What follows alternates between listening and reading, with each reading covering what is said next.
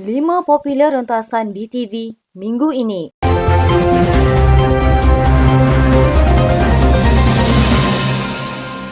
Top 5. Presiden PAS Tan Sri Abdul Hadi Awang tampil dengan artikel panjang menegaskan bahawa parti dipimpinnya memilih demokrasi bukan demonstrasi.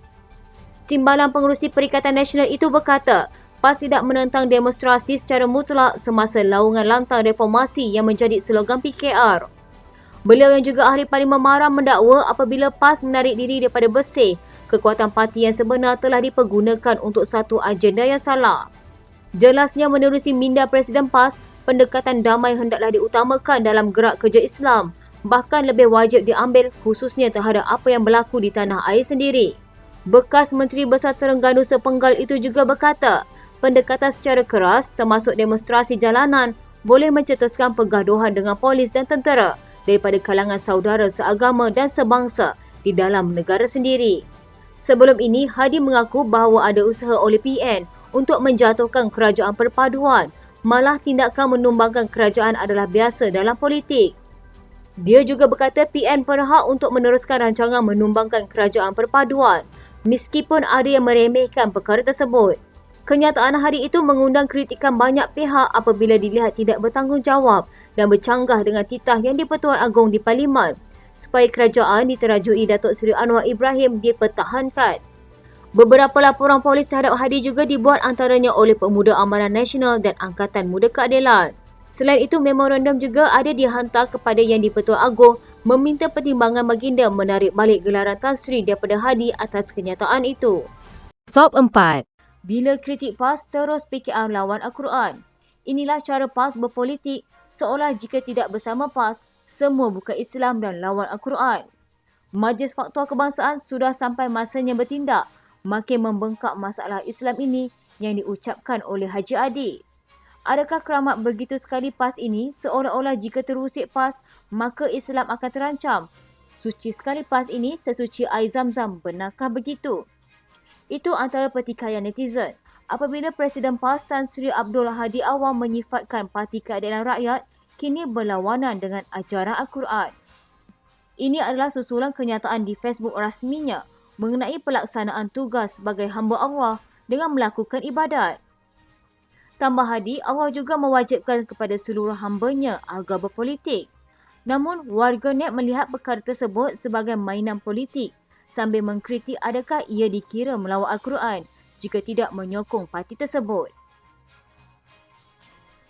Top 3.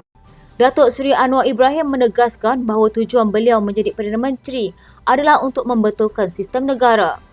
Bagi memastikan aspirasi itu berjaya dilaksanakan, beberapa institusi perlu kembali menjadi sebuah badan yang bebas serta berintegriti.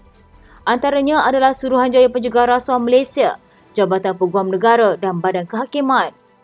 Kerajaan Perpaduan pimpinannya tegas untuk tidak melindungi perasuah dan komited melaksanakan tadbir urus yang baik. Saya kata SPRM, Peguam Negara, Badan Kehakiman harus kembali bebas sebagai institusi yang ada integriti. Jangan melindungi perasuah kerana negara kita sudah rusak. Rakyat sepatutnya dapat pembelaan.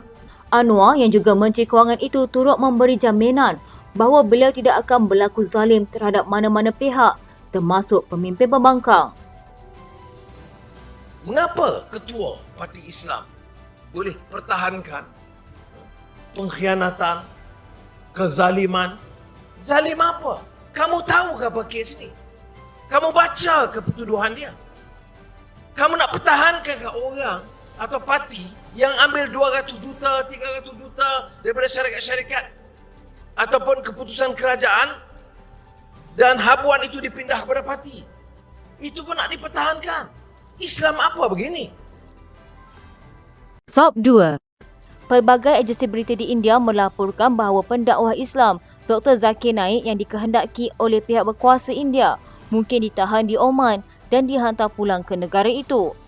Menurut laporan media yang memetik agensi perisikan India mendakwa, Pihak berkuasa Oman sudah diminta menahan Zakir ketika melawat Oman hari ini bagi menyampaikan ceramah agama. Dilaporkan kedutaan India di Oman kini sedang bekerjasama dengan pihak berkuasa tempatan untuk menahan dan menghantar pulang Zakir mengikut undang-undang tempatan. Kedutaan India mungkin menghantar pasukan undang-undang untuk tindakan susulan selepas penahanan itu. Menurut laporan, pihak berkuasa tempatan mungkin mewajibkan perintah penahanan. Terdapat kemungkinan besar pegawai Oman boleh menahan pendakwa kontroversi itu ketika ketibaannya dan seterusnya menyerahkannya kepada pihak berkuasa India. Zakir Naik menerima jemputan untuk menyampaikan 2 khutbah agama di negara itu bertajuk Al-Quran Keperluan Global dan Nabi Muhammad Pembawa Rahmat kepada Manusia. Kuliah pertamanya ditetapkan hari ini, hari pertama Ramadan, dan kuliah kedua akan diadakan pada 25 Mac di Universiti Sultan Qaboos. Pendakwa itu menetap di Malaysia. Top 1.